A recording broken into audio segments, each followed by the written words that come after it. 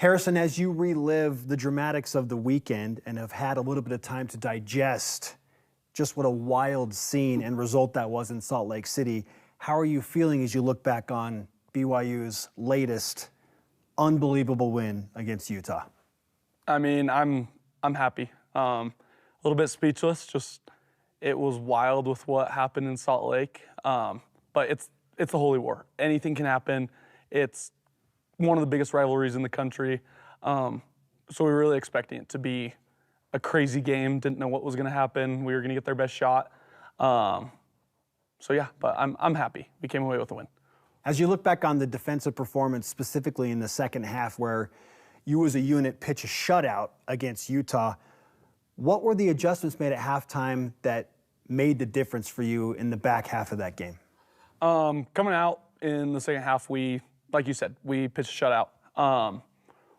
Just the intensity, matching the right personnel, hitting our gaps harder, just doing the little things right is kind of what I noticed in the second half. We were slow in the first half. If everybody can tell we were slow in the first half defensively. But we made the adjustments at half and were able to come out with a shutout, which was awesome.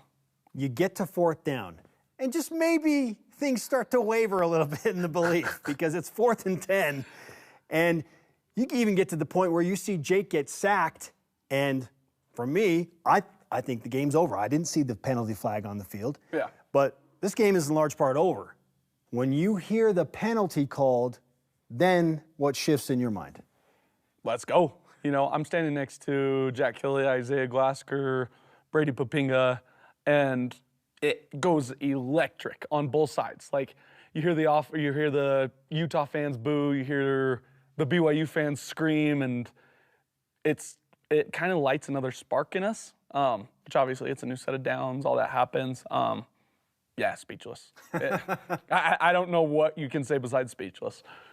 What's going through your mind as Will Farron and the special teams unit are setting up for a potential game-winning field goal? Well, I'm standing next to Jack, and Jack's like, well, it's time to say a prayer. Jack starts praying on the sideline. But really, we had full trust in Will. I mean, he is the most poised, calm person you'll ever meet. Like, you've talked to Will. Like, it is the most, like, he doesn't have any highs, he doesn't have any lows. Like, he kicked it, and it's like, yeah! Like, he knew he was going to kick it. He was poised. He was confident. So I had full confidence in Will. I was just excited to watch him do it. What was the celebration like, both at the stadium and all the way back on the bus, and still when you got to the building and encountered thousands of BYU fans? Oh, at the stadium, you get in, and it's rocking.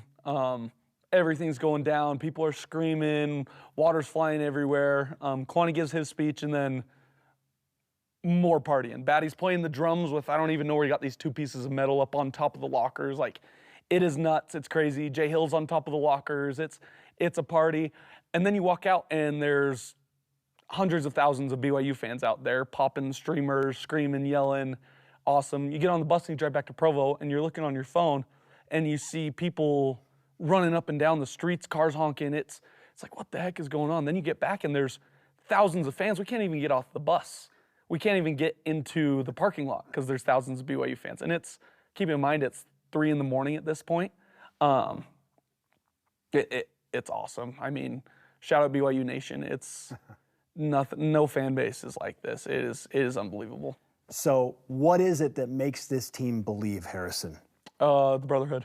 I mean, you take us all the way back to fall camp, and we went on a camping trip, and all the guys are up just dancing and partying, sitting around the fire, playing board games. I've never been a part of something where every single person is united. And I think that's what makes us so good, is we are all playing for each other because we love each other. Now the challenge is to compartmentalize the understandable emotional high of beating Utah in Salt Lake City to get to 9-0. But you come home and you're going to take on a Kansas team who just had their best performance of the year in a dominant victory against Iowa State. So how do you make that mental shift going from the euphoria of the Utah win to back to work because here comes Kansas? You know, just like Will. Like, he never lets his high get too high. He never lets his low get too low. And bringing ourselves back, I mean, we've had a 9-0 season so far. That's pretty cool. We've been doing a really good job of not letting our highs get too high and our lows get too low. It's like Oklahoma State, that was a crazy win. Kansas State, crazy win. Did I expect us to win that game? Yes. But then just getting back to who we are as a team, getting back to our brotherhood, getting back calm, is huge. And like you said, Kansas has been playing good ball. A little bit of a personal game last year. If you remember what happened last year, it was a really close game. They took my buddy out of the game, took his season away. Referencing Ben Bywater? Ben Bywater, yeah. So it's a little bit of a personal game for me, personal game for the whole team, in my opinion.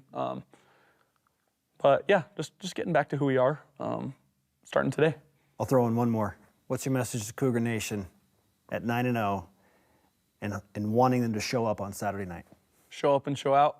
Keep being you guys. I mean, it's awesome, and the team loves the sport, and the team needs the sport. So, Harrison, great to talk to you. Yeah, appreciate it.